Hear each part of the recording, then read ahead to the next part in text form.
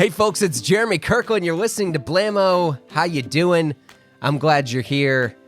How's life treating you? You feeling good? Maybe you're in the car, maybe you're walking around, maybe you're on a run, you're in a treadmill, and you're like, yeah, I think okay. I think I'm all right. I hope that's what you're saying, because I can't hear you. But it's going to be a good week, and it's going to be a good day today. Hopefully it's because you're listening to this show and other good stuff's happening. But the other day I got a very nice little package because I spend a lot of time digging on eBay and all the auction sites looking for fun little vintage things. I mean, my search terms are through the roof. I look up vintage knitwear, I look up vintage military, I look up all sorts of stuff. But I've lately, I don't know, maybe the past few years, I've just really gotten into vintage knitwear made in Scotland. Like, I could never put my finger on it until recently, but there's just something special about it. You know, like I'll get some of these old sweaters and they feel different, and it feels like they last longer. I mean, heck, like some of these things are like 20 some odd years old. But I used to think that it was a myth, and I was like, oh, surely it's just because someone left it in a trunk for a long time. But then I talked to my guest this week, and man, we are getting into the weeds today, talking all about knitwear, serious knitwear. Ronnie Chiu of Colhay joins me this week, and we get into why sweaters don't last anymore and what you can do about it. We talk knit density, overwashing, which you're probably doing, hand washing, Scottish suppliers, inheriting your dad's sweater, all that crazy into the weeds knitwear stuff. We also talk about why treating yourself with respect is at the core of good clothes. Not gonna lie, I almost called bullshit on it, but he sold me. I'm into it. We locked in. I hope you do too. Let's get into it. How you doing? Yeah, I've been well, thank you. How's your daughter doing? Is she feeling better now? Did you catch what she caught? Or did you? I did. Absolutely. Oh, the holidays were a complete shit show here. Wow. I don't know if you have any kids. Not yet. We're expecting, but lots to look forward to. Congrats. Well, prepare to be sick just all the time. Yeah, great. Forever. Excellent. You got a good 8 to 10 years of just being ill. All the time.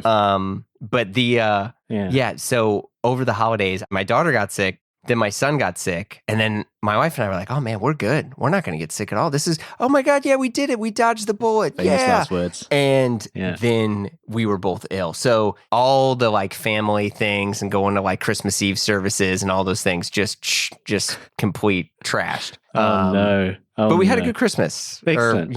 It was fine. I ate too many Fortnum and Mason, biscuits and called it an evening. Oh, very nice. They are the best, aren't they? Teas and biscuits. Teas and biscuits from Fortnum and Masons. Can't complain about that. How did you manage to get your hands on those? Yeah, so we spend a stupid amount of money on ordering the Christmas biscuit tins, and then we used to order the hampers, and then that caught on to some close friends, and then they'll occasionally send us hampers. And then I have one friend who, no matter what, every year he sends us like this legit OG Christmas hamper. Wow.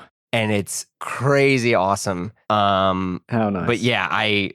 But my old job, I worked in the music industry, and I would go to London all the time. And the big thing for me there would always like go to like Fortnum and Mason and like load up, hit up the grocer section. Yeah. Oh, yes.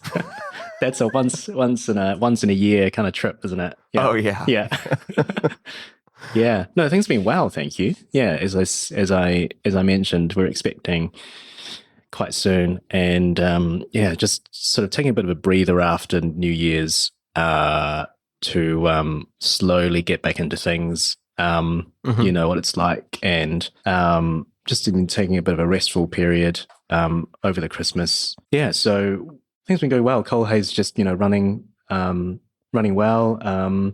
We're sort of preparing a little bit for the spring summer season coming up. We've got a few bits coming out. But yeah, we decided it was really just, a personal update, but because we've got family in New Zealand and some family members in Hong Kong as well, we decided it'll be easier to have the baby in Hong Kong. But so we kind of got a few months pre and post birth where we're, going to be based here for a bit. And yeah, well, obviously Coleh's going to, keep running over in London, and, it remains to be seen how much I'll have to fly back and forth between two places. But we'll see. Yeah, we'll see how it goes.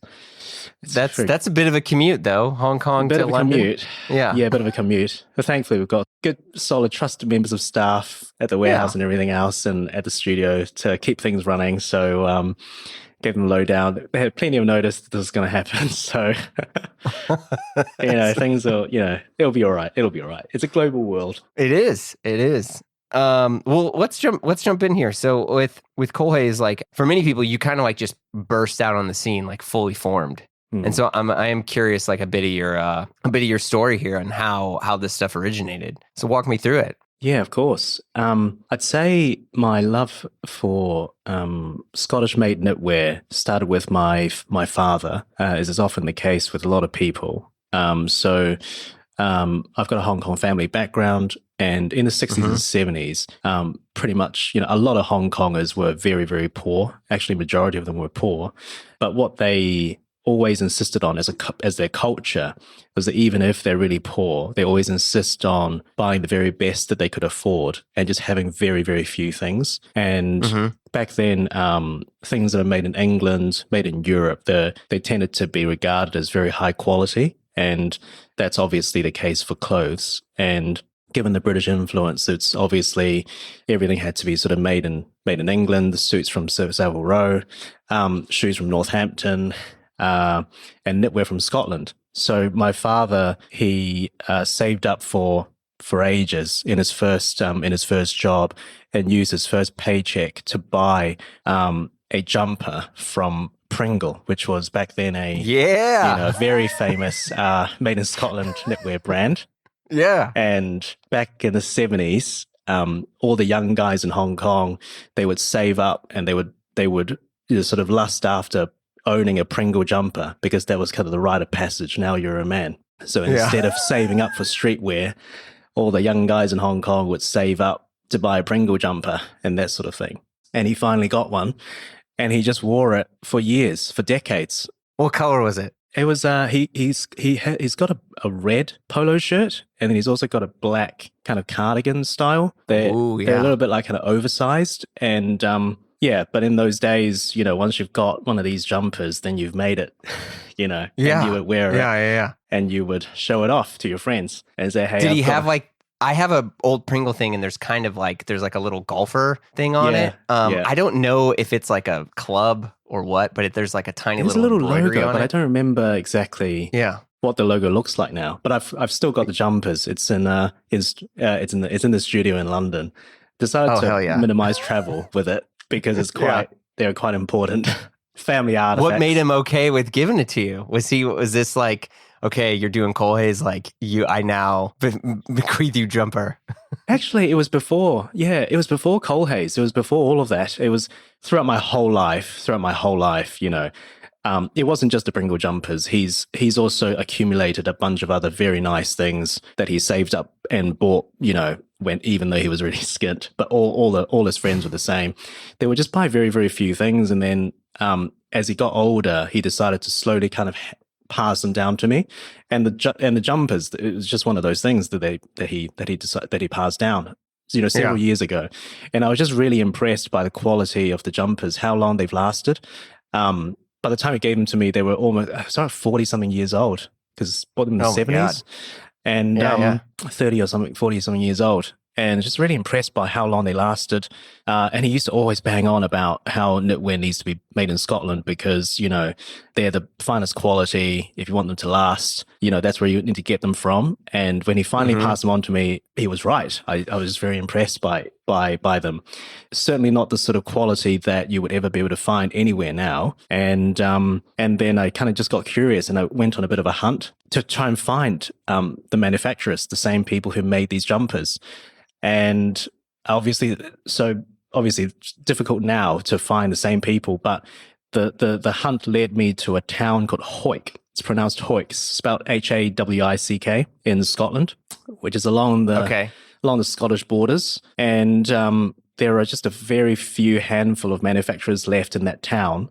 And in fact, the old Pringle factory is now closed. It's been closed for years now. And but I found other factories within the town. They're very close to Pringle, and one of the factories took pity on me and liked my story, I think, and decided to see me. And then that's how it all started. I've always had an interest in clothing because of my father, because he's always been very interested in clothes, and he was in kind of fashion jewelry industry his whole life. So he's one of those like cool dads who who would look you up and down whenever you got dressed in the morning, and would either approve or disapprove of what you were wearing. One of those people. But so that the hunt led me to the Scottish borders, started speaking with the factory. And in fact, the first factory manager, when he saw the jumpers that I brought over, he said, I recognize that label. Even though he's now working for a different factory as a factory manager, he started life at Pringle. In fact, most of the people who were employed back in the 70s there in that town, they were from, they would have worked for Pringle probably because they were massive. And he remembers the label, and he was pretty sure that he had a hand in helping make those jumpers all those years ago. So some 40 years ago, he was quite sure that he helped in making those jumpers. He was pretty low in terms of the ranking at the time at the factory. Probably helped with a bit of sewing, a bit of the putting on the labels, but he recognized the labels, and he thought, what an interesting connection, how your father, all those, miles away in Hong Kong, got these jumpers that I made, and now 40 years on, this man's son has now come back to see me. So there's just a very nice kind of circular, it's all come back round. And we started, working together at that point, and started to create a small collection, a few pieces, classic pieces. So you were like, hey, let's work together? Yeah, I was just really inspired by the quality of these jumpers, frankly, and I really struggled to find these sorts of sweaters around that were still available. They were sort of trendy in my size. Back then, I was even skinnier than I am now, so I really struggled to find sizes that fit me well and that flattered me. And then also, candidly, the resellers that sold those jumpers, I think the branding and the imagery, they didn't really speak to me, because I was sort of in my late 20s, early 30s, and very much didn't really want to appear like an English country, gent wandering around, right? At his mansion. And I think I was looking for imagery that spoke to me a bit more, and just decided, why not I just have a crack at starting something myself with visual imagery and designs that spoke to me a bit more, but retaining the heritage quality that you can no longer see really available around. Why not combine those best elements and try and start something, by myself, and inspire men of my age to invest in this quality once again, in the same way that, my father really, and his friends back in Hong Kong in the 70s, all lusted after Pringle. Why not try and create something like that? Because, obviously there's a lot of knitwear around, but knitwear that lasts decades, you certainly won't see that anymore. Why is that? I think it's a combination of things. And there is an element that's difficult to control, and there's an element that can be controlled. The element that can't be controlled is the quality of the fibers. And we're going to talk about cashmere specifically. So cashmere in the 70s and 80s, they were actually of much higher caliber, and which means that the fibers were longer, they were finer, and but that's because back then, cashmere was cultivated in very, very small amounts, and the nature of the goats themselves, they were able to develop this really nice fleece of a very high quality, because there was no overproduction of this type of fiber. But over the 80s and 90s, because people saw that it was a very popular, fiber to use in garments. Right. I think that there was just a bit more of the over-cultivation and overproduction of the cashmere, leading to its inevitable decline in quality over the years. So nowadays, it would be very, very difficult to find, cashmere of the caliber that was around or available in the 70s and 80s.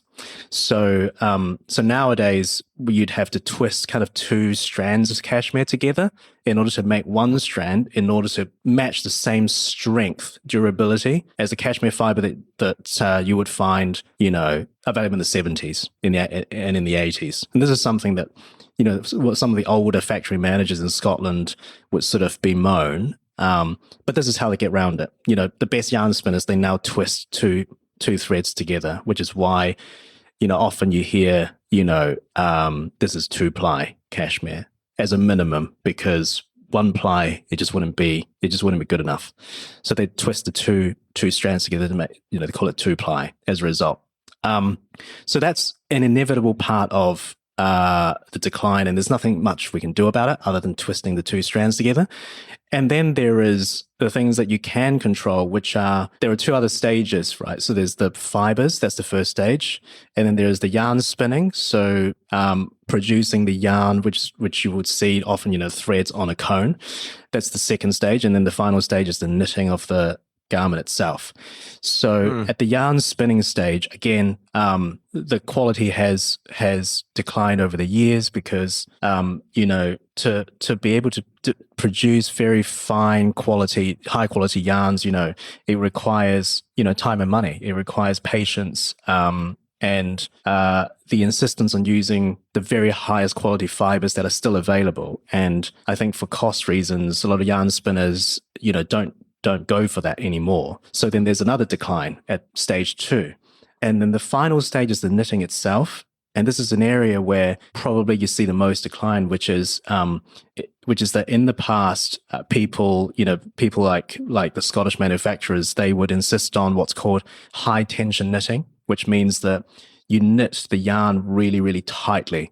But that means a huge amount of consumption of the cashmere fiber. And obviously then that means higher cost. Okay. So back then they would always insist on this technique of knitting really, really, really tightly.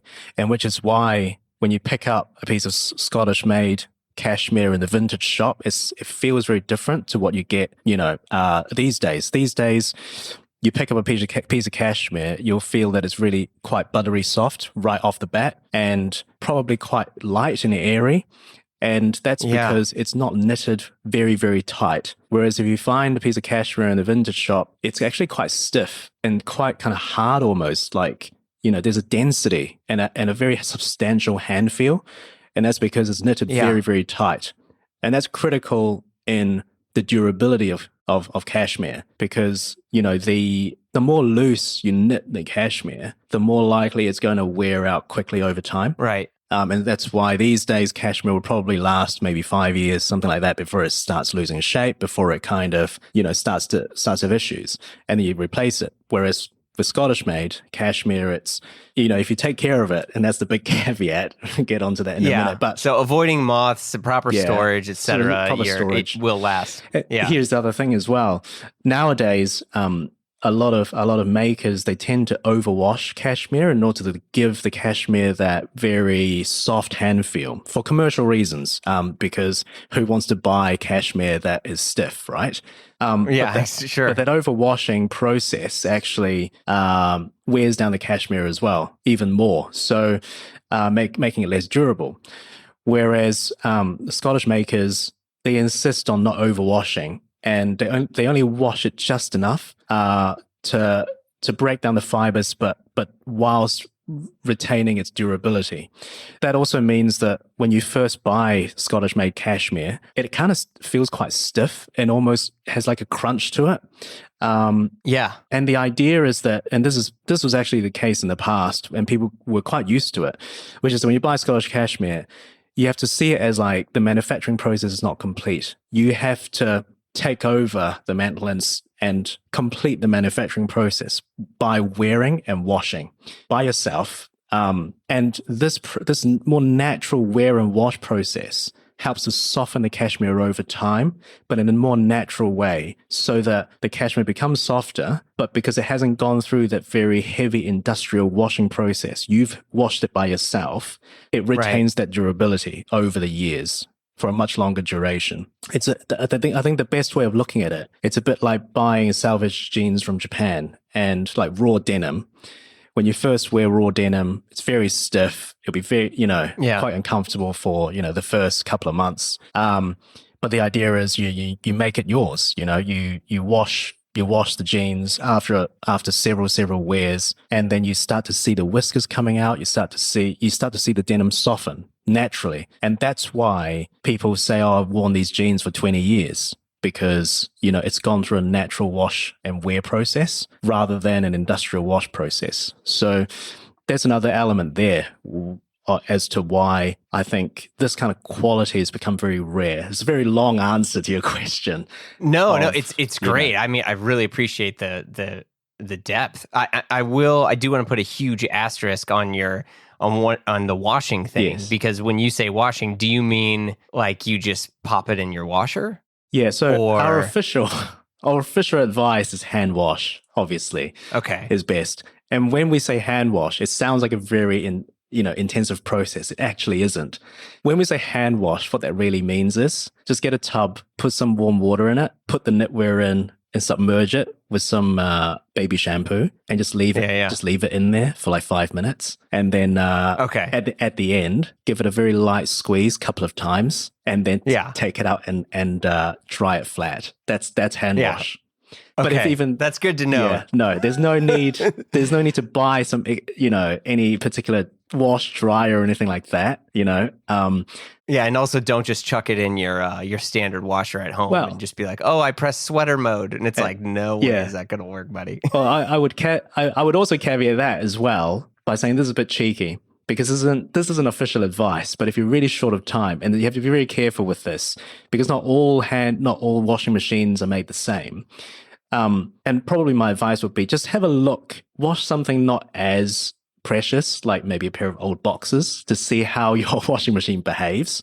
But if your washing machine sort of swirls very, very gently through the wash cycle, so obviously make sure it's got a wash cycle, and make sure it's on cold temperature, not anything more than that, because if it's tap cold too in the States, if you guys are paying attention, because we have a washer, and if you put cold, it'll run the warm water to make the cold like lukewarm. Oh, is sort that of right? Thing. Yes. Yeah, so like you have to put tap cold, which basically means it doesn't activate your water heater or anything at all. It's the same temperature that's coming straight from the water. Straight from the tap. Yeah, that's right. Well, that's really critical, because any sort of warm water that hits the knitwear will shrink. So that's there's a risk of that happening, which is why we recommend hand wash, because you control the temperature of the water, but it's not actually that intensive a process. Really, just submerging water within the, just putting knitwear inside the water, push it in, make sure it's completely submerged, and just leave it for a bit, swirl it around. You don't need to like keep squeezing it or anything like that. That's always the safest option, obviously. So use a washing machine at your own risk is what I would say. But some people short of time, they don't, and they're very confident in their temperature in their washer. They might choose to do that. Oh, dang. So with Colhay's, like, to jump back a little bit even before, so did you go to school in the UK, or were you in Hong Kong? I've got a bit of a complex history. I was born in Hong Kong, and I was there for about 6-7 years before my family moved to New Zealand. So New Zealand is where I grew up.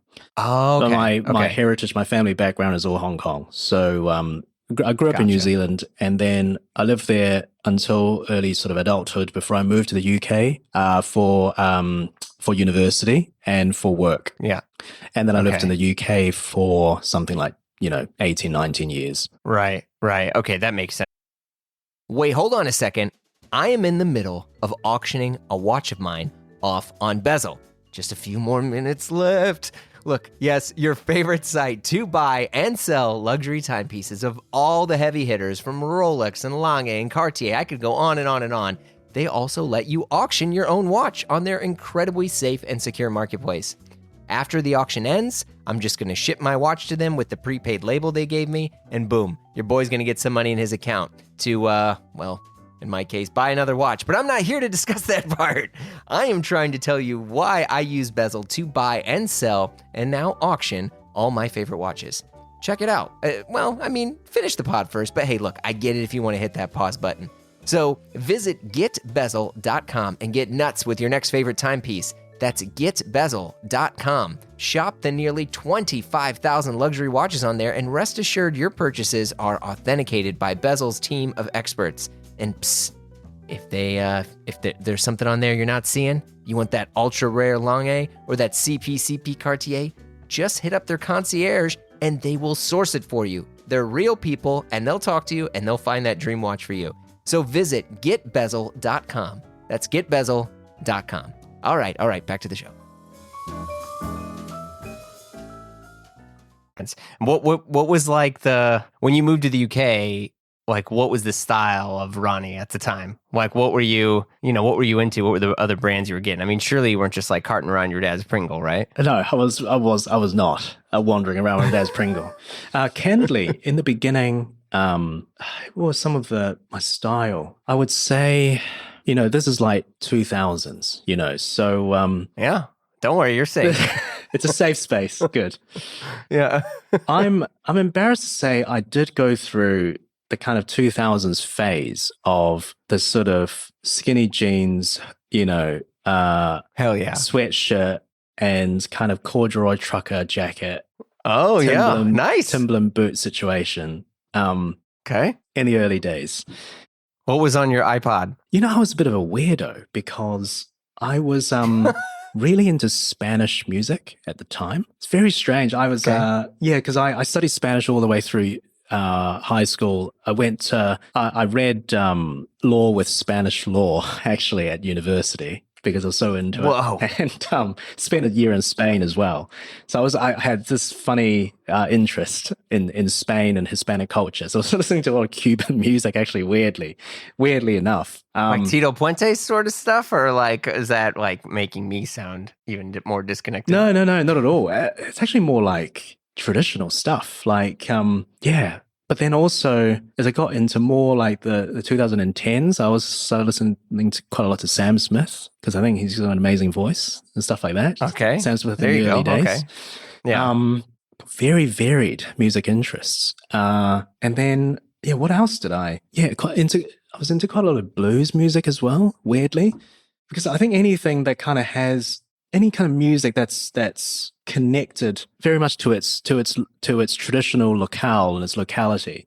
I'm very drawn to its soul, I think. So hence your traditional Cuban music, hence blues and rock. So it's obviously connected to grassroots America and that sort of thing. It kind of, even though my life is very, very different to a blues singer, it cannot be further apart. But I've always been drawn to kind of it's people singing, just music that really, where people are raw and upfront about how what their life is like, I think. That sort of thing. Oh, interesting. Yeah, it's strange. I was a bit of a weirdo at uni, I guess. And I'm going to interrupt you. There's no such thing as a weirdo in music taste. It doesn't matter. Your music taste is your music taste.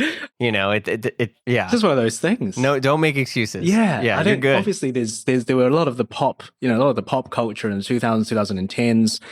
All of my friends were listening to them, your Beyonce and all of that. Justin Timberlake. They came on a lot, but they just had no interest at all. They like get in your car and they're like, what is Ron listening to again? And I was always the person who just like, don't give Ronnie the iPod at a party. Just no aux cord. Yeah, no, we're not going to be interested in anything that he's listening to right now. But yeah, it is interesting though. I think the and maybe I'm making a weird generalization, but I feel like as you get older, you start to listen to lyrics more. Yeah, and you don't actually listen to lyrics to have it identify more with you. You listen to lyrics to more try to identify more with them, like as in the artist that made it. Yeah. At least I've found that experience in a few other friends of mine where we'll be, like, what the hell was Bob Dylan saying here? Like, so wait, what was the cultural context happening? Why did this make sense? Versus like, I don't know. He said, break stuff tonight, Limp Bizkit. Yeah. There's nothing else to And how do I feel about this? Yeah, I think I agree. Yeah, I think you've become, as you get older, you look at others a lot more. I found that with myself as well, and just trying to understand others and what they're going through, their lives, probably a bit more than when I was a lot younger. But yeah, I have found that. I think I was, you start developing a bit more of an interest in what others are doing. Not so much that you want to emulate them per se, but I think you learn quite a bit just by observing others and listening to others.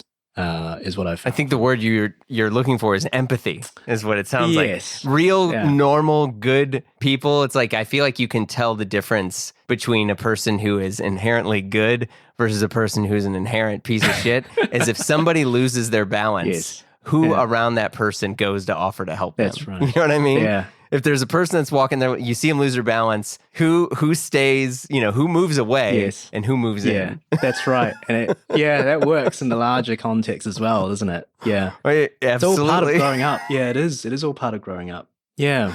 Well, so that's cool. So you move through that, you start Colhay's, and so with this individual that you were mentioning, have they been kind of like your production partner the whole way through? Yeah, that's right. So I was actually in the UK, and I so in terms of my background and career, I was practicing as a lawyer for quite a number of years before Coleh started, and Whoa, it was actually a number. Yeah, this is throughout the 2010s. I was practicing as a lawyer. What type of law? I was doing not anything too exciting, just corporate finance. It links back to Dad as well, because he was adamant that I should not go into the fashion industry. And you can do anything else, but just get something stable. Don't do what I did, because running a fashion business is extremely difficult. And he obviously, he's I just remember when I was young he'd be on the phone, just kind of like getting quite worked up with manufacturers and suppliers and everything. And I remember him just getting quite annoyed. But he also, he clearly also enjoyed his work a lot, because his desk would just be full of Vogue magazines. So he did women's jewelry, actually. Go into his office, and it would just be like piles and piles of fashion magazines from the, this is in the 90s, and he clearly enjoyed his work, and in his free time, he'd go and visit shops and look at what others are doing. But it was a tough business that he was running, because business is up and down. There's no guarantees when you're gonna be able to see your next paycheck. And you obviously got a lot of responsibility, not just to yourself and family, but also to your staff as well. And that's why in the beginning, I also was frankly a little bit put off by that. I thought to myself, I probably don't want to do anything similar to what he was doing. So I decided to go the opposite direction all the way to law. And also because I was rubbish at science and maths, I was good at humanities. And as a humanities person, well, how are you going to do? We want a stable job, go into law. And I decided to do that, and it worked as a lawyer for a few years. Obviously went through quite a few, fashion cycles as well. Once you get into law, it's all very, very much kind of corporate suit type, situation. Who is your tailor? I went through, what? I don't get bespoke. And this is quite a, a serious thing, to say, because I know people like to go into that area, but I think it's because I have, in all honest truth, I'm drawn to the fashion side of menswear as well. So for example, I think husbands is I love their imagery, and I love what they put out. The Parisian brand. Tailoring. Yeah. And I know it's a bit of a look, but if you like strong shoulders and an extended lapel, then and you don't mind wearing that, which I don't. Very nipped waist, then I think that's probably why I never went down that bespoke route, because I enjoy the designs. I think the design kind of element, the eye from other designers. That's probably why. And also because I very, very, very luckily I'm a standard kind of UK size 34, 36. I'm able to just, I know. I'm probably incurring a lot of hate right now from people. No, I'm very envious. I would. That's probably why. I wish I could just wear off the rack stuff. And I think it's funny because people will talk about off the rack or off the peg, whatever you want to say, as like almost this sort of like pejorative term. And even back then, there's all these like old quotes of Cary Grant just like losing his mind over how excited he was to go to a store, see it, and leave with it. Put something on. He would be, leave with you it. know, Yeah. like he would lose his mind. Like I have like some old interviews where he was talking about his blue jacket, and he's like, "Can you believe it?" He's like, "And it fit right off the peg, perfect off the peg." And it's like, lucky guy. Way to go! you. Even though he had a ginormous head, you know, that he had to offset, you know, with a broader shoulder. That's right. For a little bit, he was cooking. He was cooking. Just, but I think it's about just finding a brand that works for you. It doesn't work for everyone. You know, husbands is a very specific look and fit. And because I'm a skinny Asian guy, you know, some other brands would never work for me. You know, where I just look like a child, you know, in a grown up suit, for example. Yeah.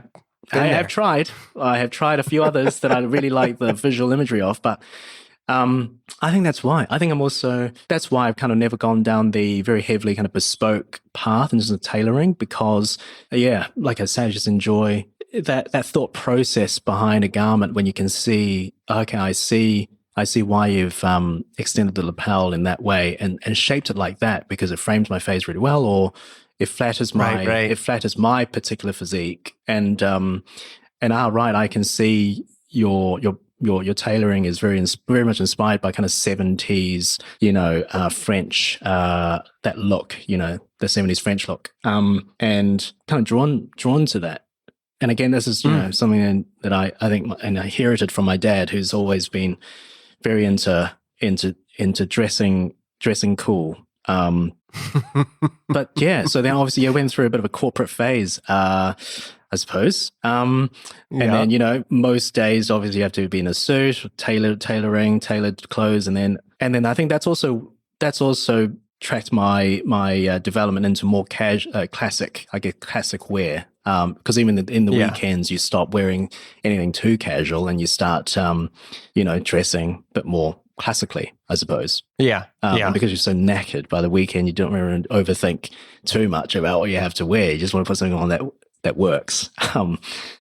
It's true. The amount of times, like even then, like as I'm recording, you know, with you, like I usually tend to get dressed, especially now in my 40s, where it's like, okay, I'll wear a pair of jeans, but it's usually some type of, you know, open collar button down and then a sweater, you know, whether it's a crew neck or a V-neck, usually a lighter sweater, but that's it. I mean, there's occasional days where I'll be in some gym shorts and a gym shirt and I'll stay in that all day if it's it's just practicality, isn't it? But I agree. I think growing up certainly has done that to me. When I was much younger at university, just had a lot more time on my hands to dress up or, you know.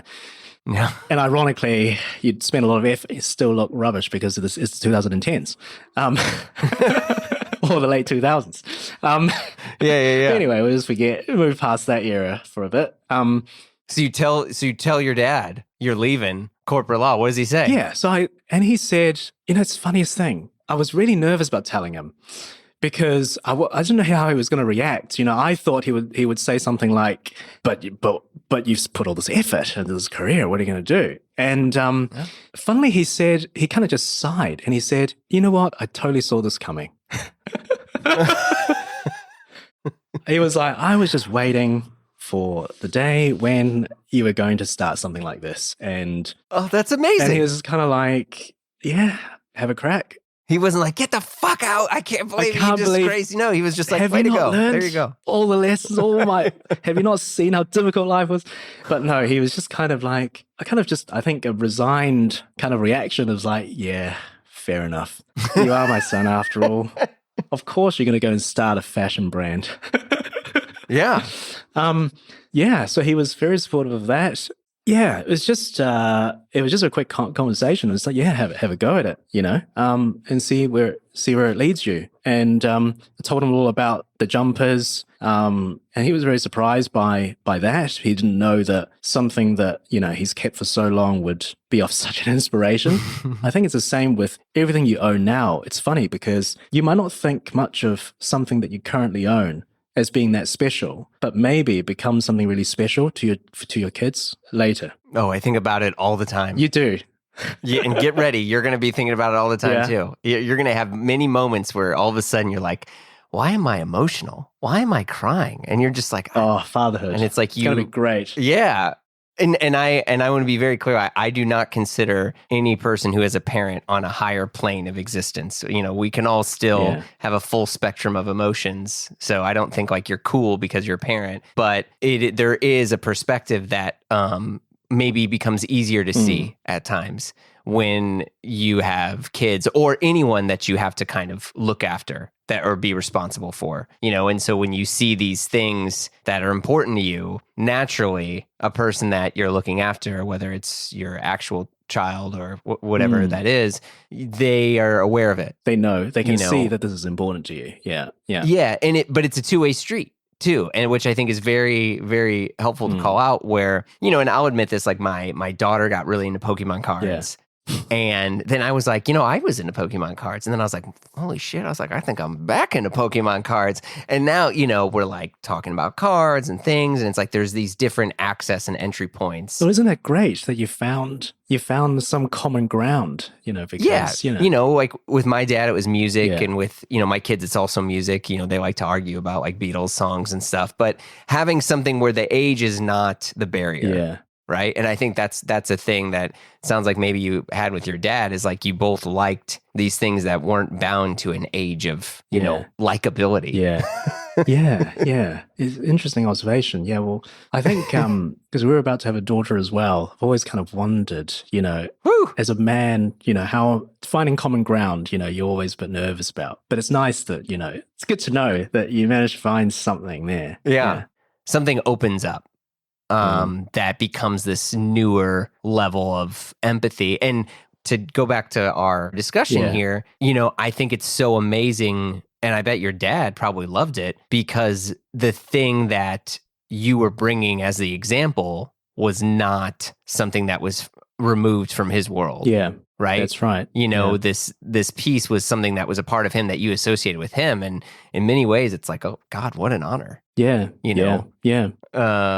So I mean, that's a great so connection. fantastic, and a really beautiful story too. I think he probably didn't even realize that he thought too much of those sweaters, because he's also passed on a bunch of other things to me as well. And nice. Yeah, which is always nice, including an old shot jacket, another one of them.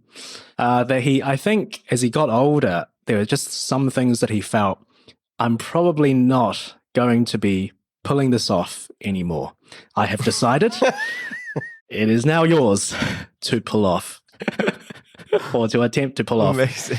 But those are the sorts of things that he would pass on to me. But it's interesting. Those are just one of the things, you know, that the jumpers were just one of those things that he passed on a few other very nice things as well. But same as my grandfather, actually. In fact, it was just that whole period, you know, in the mid sort of 20th century, I'd say, in Hong Kong, the culture was very much, you know, buy British-made or European-made clothing and just own it for ages, because we're really poor and we can't afford to buy anything. And this is the old adage and, you know, old cliche of, you know, we're too poor to buy poor quality. You know, we have to invest in something that's nice, because we fully expect for this thing to last years and years and years. And this is another area that I've been quite inspired by people that have gone before me, you know, my father and my grandparents, because even though they lived in a very different time and were surrounded by poverty, one, they never felt they were that poor, actually, because everyone else was the same. And so they kind of thought they had a great childhood, you know. And but the other thing is, I felt that they really treated themselves with respect, and it didn't matter what your personal circumstances were. It doesn't matter how bad life was going or how poor you felt.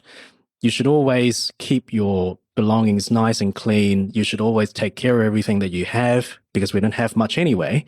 And just, you know, my grandfather, for example, always just dressed the nines to go to the post office, you know, and he'd have like one suit that he saved up for ages. It was the same sort of thing. You know, father was the same. And it was also that ethos that I think it really inspired the way that I want to aspire to live. You know, we're in a very different time. I'm not saying necessarily that, we should go all the way back to being, going back to a Spartan way of living. But I think the idea of treating yourself with respect is something that is at the crux of the ethos of Colhay's and what I'm trying to start, which is the idea of just treating yourself well and viewing yourself as having value, even though everything else seems to be not going so well, perhaps, and just seeing yourself as someone of value. And, like my grandparents, they lived in very, very shoddy kind of buildings, but every time there was a typhoon, they would stay all overnight, to pull the roof down with their neighbors. And in the morning, they would just have a big kind of cleanup operation to clear everything up, put everything back into its place. It would be a big cleanup operation, obviously, because they weren't, very, very nicely built houses or anything like that. It was just shelters essentially, and all their clothing were expensive things. They were nice. So I just felt that stark contrast of being a very poor person and being a very poor family, and yet and it's not about spending on expensive things. It's not really about that. It's just about their behavior, really, of, okay, here is what we've got, and we're going to put so much effort into just keeping everything in good nick and keeping everything nice and clean. We're going to take care of everything because those things will then take care of us. And that's exactly how I felt. Those pieces of clothing, those belongings, really, that's how they lasted so long, and that's why they carry so much value for me. My grandfather was similar as well. He's got these very, very old knitted kind of undergarments. They're wool garments. They're made in England, called Morleys, and they're also knitwear from a very old manufacturer from Lancashire, I think. Kept wearing those till the end of his life, and he's worn that for probably 50, 60 years. And that's kind of what I'm saying. Like, there's just so much respect in that, in himself, that, I know we've struggled all our lives, but, these precious things, they're a display of how we view ourselves. I'm someone of value, despite, even if the world is not saying that, I'm saying that to myself, that we are of value. This is how we're going to live. We're going to be disciplined people, and we're going to be working hard. We're going to live well. We're going to treat others well. We're still going to be generous, even if we ourselves don't have very much. And that's a high bar that they have set, I felt. But it's something that I feel deeply inspirational, and it's something I'm trying to live by. And I don't want to make, obviously, the situation of, I'm not saying if you are in a very difficult situation that you should go and, spend lots and lots of money. And that's not really what I'm saying. It's almost saying it's okay is what I'm saying. Like, and it's not that it's okay, but, you should still see yourself as having value, even if things aren't going your way. And it's not so much something that applies necessarily to if you are poor, but perhaps even if you feel, you say me and you, if things aren't going so well, and everything that you've always aspired aren't quite working out, or if others aren't seeing you as valuable as they should, or if there's this respect going on that you felt, you should always respect yourself, and in those situations. I think that's kind of the, Yeah, I mean, there's a thing too that it sounds like you're tugging at, where like some people will call it like intentional buying, which to explain, where it's like, of course buying is intentional, but like, no, it's not, in the sense that now, because of social media, because of the information age and us constantly being connected on our phones, we're constantly being sold to. Do you know what I mean? And so a lot of times, just to exist throughout the day, you find yourself consuming. And obviously in many cases, whether it's clothes or whatever you're buying, it's like, oh, I woke up this morning and it's not like, oh, I went and had a coffee. I went, you're buying, but it's like, oh, you get an email from blank's company and they're on sale. And, this company says, buy this thing at 80% off. And so then you go and you buy it, and you're like, okay, cool, I got it. And then you're like, well, wait, I didn't really need this. I just am glad that I got something on sale, which is very funny, because the generation in most cases where that comes from are people who went through, like, my mom is very similar to this. I mean, she grew up her mom was raised in the Depression on an Indian reservation, and they, it was always all about getting like a deal. Yeah. I'm air quoting that, and like getting stuff on sale. And so, and you can see department stores like JCPenney and all these companies that more or less their whole ethos and growth was about selling things on discount, because there was a generation of Americans that would always buy, but they wanted to make sure they were getting a deal, but that is, with the industrialization and the growth of that, it's also turned into this thing where people are like, okay, for example, for Colhay, it'll be like, well, why should I get a sweater when I can get 7, cashmere sweaters from Uniqlo for this much? And it's like, well, you have to ask yourself, like, one, what does that mean?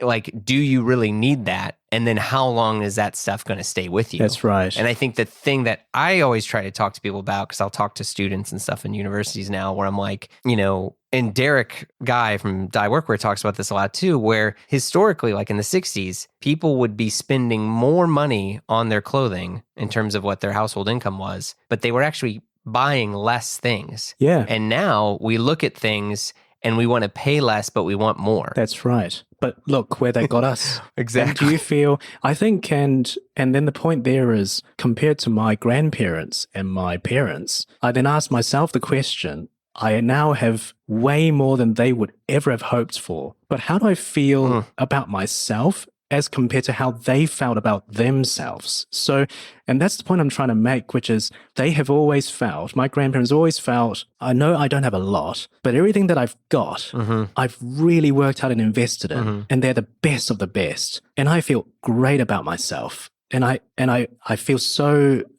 much that I've respected myself in that I have lived with so much dignity all my life. Yeah. And it doesn't matter that I've only got these few things. I felt great about myself. And at times you find in the modern day, and you ask yourself, yeah, I've got all of these things. Do you even remember what you've got? Do you even know what you've got still? Oh God, and that's so true. And how do I feel about that as compared to how my grandparents felt? And that's, and observing people who have gone before me have really rung an alarm bell in my head and made me see, how far we've moved in our culture of today. And here is also where I want to just nuance this point a little bit. I'm not really saying that we should go all the way back to living like Stoic and Spartans, because I think there's such great value in fashion as well, in creating new things. It's just about finding a bit of that balance, because I think in my grandparents' age, obviously, there was no such thing as fashion. It was all function.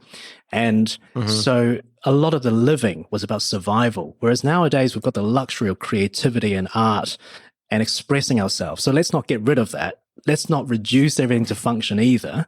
So let's have a space for that, but also just perhaps find a bit of that balance and just be a bit more intentional, exactly coining your phrase, but more intentional about what it is that you own. Almost do a bit of a stock take in your head of, okay, these are all the things that I have, and every time I put something on, I'm going to say thanks and be grateful for this piece. And it's not really a comment about necessarily that you have to buy from a certain, caliber brand per se, or each person is different, very conscious of different kind of income levels, and it's just about when you do go out to buy something, whatever it is, you're kind of saying, yeah, this is really the best. I think this is the best that I can do right now. Yeah. And that's what I'm going to get. And you can be sure I'll remember that I have bought this thing many years from now. And I'm going to very, very much cherish and value the thing that I've just bought. And that's really the point there. It's not so much a crusade about getting something really expensive, because that doesn't necessarily equate to quality either these days. So, and I think value and quality is different to each person. So it's just about, you ask the question yourself, like, is this high quality to me? Is this good? Is this good? Well, but and I think too, as you were saying earlier, there is a definition of high quality, and in terms of, let's say, knitwear and cashmere knitwear. Yes, yeah. And I think I'm glad we were able to kind of discuss that a bit at the beginning, because I think for some people they just see a picture. So many people that are buying things, unfortunately, don't often have, I can't believe I'll say, like, the luxury of in-person shopping. So they're just like, I see a sweater and it's folded and it's blue. Okay, this says it's cashmere and J. Crew sells it for this, Uniqlo sells it for this or whatever. And I'm like, well, sometimes they don't understand the difference of, say, like Scottish That's right. knitwear and the quality of the fibers, because you're exactly right. I mean, so I have a couple things from you. Like one of the things that I've continued to wear to this day, which I will say I have not cleaned, and I apologize. I got that super, super, super heavy, like shawl collar cardigan. And amazing. I wear it, especially when it's cold. It's like my house cardigan. Brilliant. When it's cold. I'll wear it when I go out. I'll wear it over denim jackets. I love it. And when I remember getting it, and I was like, man, this is like kind of rough. And thank you. Yeah. But I love hearing that. Perfect. It's softened beautifully, but and I used to have old Locky sweaters and tons of old different stuff. And I remember when we worked at the Armory too, we had some Scottish knitwear. And people were always like, "Oh, is this cheap because it feels scratchy?" And you're like, "What the fuck?" I can understand that. I think with cashmere, especially Scottish made cashmere, and that was the point that I was trying to make before, which is that commercially, it can be a bit of a difficult sell initially because you kind of feel it, and people are like, "This is not what I expect of cashmere. I expect it to be soft." Right off the bat. And this is where you have to explain, look, it will soften. You just have to wear and wash it. And actually, the reason that it is stiff is the same reason that it will last. Yeah. And it has to go through that natural wash wear cycle by yourself, a bit like the denim, that you eventually kind of it's a good analogy, transition into. I feel with Japanese denim, there's a bit more marketing messages around that. So people may be a bit more receptive. And I think with Scottish made cashmere specifically, not as much rhetoric has gone into why it feels the way it feels initially. So, but it behaves in a very similar way. The concept is the same. But yeah, 100%. With a lot of things in life, you kind of just have to be patient with it, I guess, and allow the true kind of value of it to develop naturally over time, and then you will really see the benefit of it. Yeah. Well, what's next with Colhays now? I mean, because you have, there's in a way, it's grown to be quite a significant line, and even though it's more or less stayed in the vertical of just knitwear. Like, do you see yourself doing full on ready to wear where you're doing like outerwear and denim, or you just feel like you want to stay in the knitwear? Yeah, I think knitwear is always going to be our mainstay because we've started life with that as our key products, and it's our expertise in an area that we have a lot of skills and kind of knowledge in from the experience of doing knitwear for a few years now. We're working on a few other things. For example, we've launched some polo shirts that are 100% very fine cotton made in Japan so last summer, and we're going to be introducing a few new colors this coming spring summer season. The other thing is also some linen shirts that we've got made in Japan as well. And again, the ethos there is just finding the best makers that we feel are still around in the world that are maybe a little bit sort of unsung heroes who might be quite big in the past, but because of trends have become a lot smaller, and to try and just sing their praises a bit more. And also going back to your point about the product descriptions and explanations, I think we try and make a big point of giving customers a lot of information, because again, it's trying to replicate the shopping experience that my grandparents had, which is when you walk into a shop in the past, in the 60s, 70s, people will always know everything about the products, the technical detail down to the kind of fiber length. And it's because back in those days, you bet my grandparents going to ask about stuff like that, because, they're spending a hell of a lot and they expect that thing to bloody last. You know what I mean? It's almost like buying a house or something. It's a bit of an extreme example, but they would do their DD on it, when they walk into a shop. Yeah. And we just also felt, to your point, that some of that information is missing a lot of the time these days. So we're just trying to bring a little bit of that experience back, even if it's online, so people feel they're informed about what it is that they're buying. Like, why is this good quality? Why should we trust that is the case? Yeah. But yeah, going back to the point about the new lines. So we've started a few launched a couple of new products under the Made in Japan providence, and then we're working on a few other things as well at the moment. But like I say, it's going to be knitwear will be the main thing. There's also a bit of a restriction with Scottish-made knitwear because their expertise is really in chunkier things and warm, cozy knitwear because of their climate. Whereas if you look at Japan, because of their climate in the summer, they're more likely to develop expertise in making clothing that is better for warmer climates. So for the spring, summer, we've kind of always struggled to make things that are light enough or airy enough for those really kind of tropical climates. Right. So that's also another reason why we looked over to Japan to see if we can develop, more spring summer items there. Nice. Well, Ronnie, this has been great. I really, really appreciate you taking the time to talk. Likewise. Thank you again. We'll have to have you back sometime. Thanks, man. Thanks, Jeremy. Cheers. All right, cheers.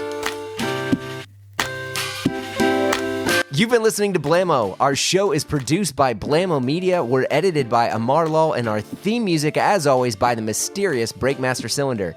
If you like what you heard, you know the drill. Share the pod with a friend, leave a review on Apple Podcasts, do all the deals, all the stuff you do when you like things. Follow us on Instagram for all the hot content. And if you want to talk to us, we'd love to hear from you. You can send us an email at info@blammopod.com. Yes, we read them. Yes, we respond to them. Last but not least, if you want to hang out, join the Blam Fam. Visit patreon.com/Blammo, where we have tons of exclusive episodes featuring the Triple J Show, or the JJJ Show, and Dye Workwear, hosted by Derek Guy and Peter Zatolo. Last but not least, our amazing Slack community. It's all in there. All right. See you soon.